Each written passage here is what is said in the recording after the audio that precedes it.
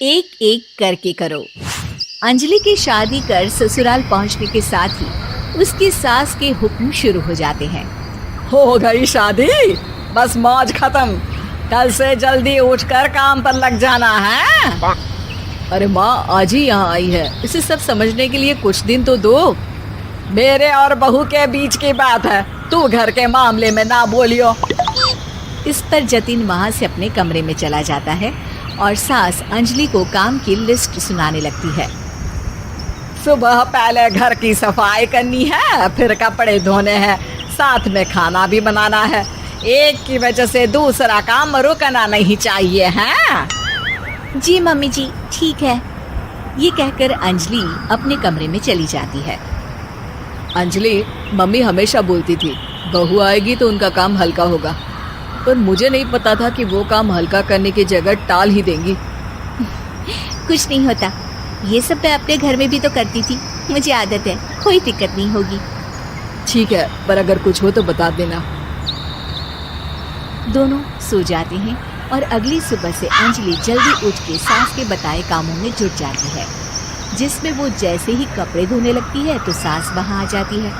अरे सुनो, ये कपड़े ऐसे नहीं धुलेंगे, सबको डिवाइड कर फिर एक एक करके अलग अलग धोने हैं। क्या? एक एक कपड़ा अलग करके? एक बार में सुनाई नहीं देता क्या? वही बोला है मैंने, लग जाओ काम पर हैं? सास की बात मानते हुए अंजलि एक एक करके कपड़े धोना शुरू करती है, जिसे करते हुए आधा दिन बीत जाता है। अरे रे, सुबह से कब दोपहर हो गई पता ही नहीं चला, अभी तो खाना भी बनाना है। अंजलि भागते हुए रसोई में जाती है, जहाँ उसकी सास पहले से ही उसे खड़ी मिलती है। खाना बना लेना, देखो पहले पकोड़े तल दो और एक एक पकोड़े अलग अलग तलना, नहीं तो कोई कच्चा कोई पक्का रह जाता है। सास की हर बात में एक एक की कहानी अंजलि के समझ में नहीं आती, लेकिन फिर भी वो बिना कुछ बोले काम करती रहती है। अगली सुबह फिर वही शुरू होता है और सास एक बार फिर खाने के समय रसोई में आती है। आज क्या बन रहा है हैं? वो जतिन ने भिंडी की सब्जी, रोटी और धनिया की चटनी बोली है, इसलिए वही बना रही हूँ। अरे वाह जी वाह, बढ़िया है। पर भिंडी एक एक करके धोना, फिर टोवेल से पोंछकर एक एक करके ही काटना, साथ ही धनिया की पत्ती भी एक एक करके ही धोना।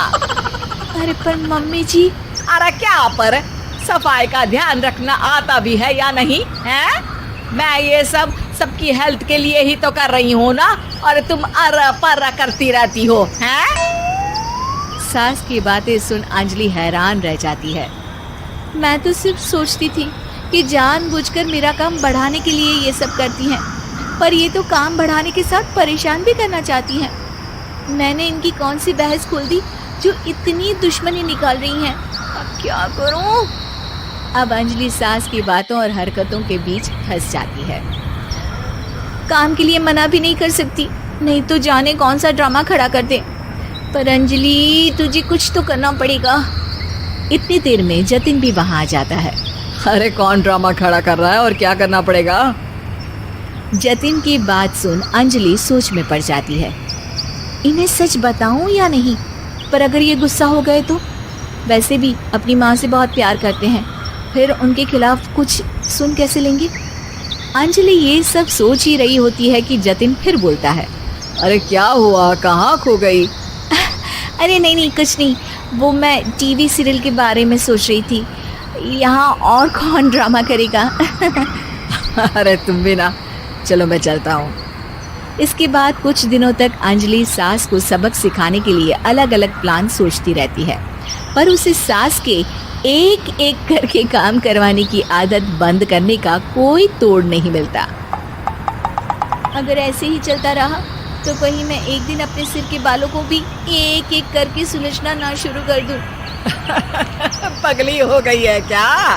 अकेले में क्या बड़बड़ किए जा रही हो? वैसे आज खाने में क्या है?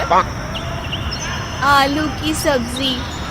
तो फिर आलू को अच्छे से काट कर उसके कटे हुए कपड़ों को एक एक करके ही धोना है। बिल्कुल, इसे कैसे भूल सकती हूँ। मेरे जी का जंजाल। अरे बातें कम काम ज्यादा है। अंजलि एक बार फिर सास के कहे अनुसार काम करने लग जाती है, जिसमें सब्जी बनाते हुए उसके दिमाग में एक आइडिया आता है और वो सास को आवाज लगाती है। मम्मी जी सुनिए, जरा इधर तो आना।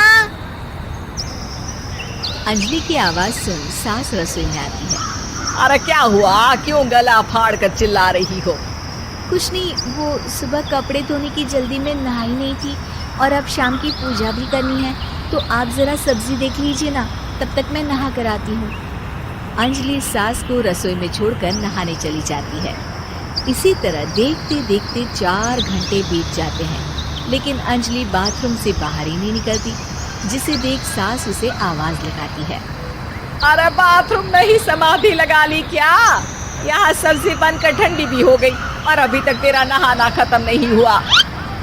मम्मी जी जैसे आप कहती हैं ना, मैं वैसे ही एक एक करके अपने बाल शैम्पू कर रही हूँ। तो अभी 3 घंटे और लगेंगे, तब तक काम और जतिन को खाना सर्व करना आप संभाल लेना। इस तरह अपने नहले पर बहू का दहला देख सास शॉक्ड रह जाती है, जिसके बाद से घर में एक एक करके करने का आलाप बंद हो जाता है।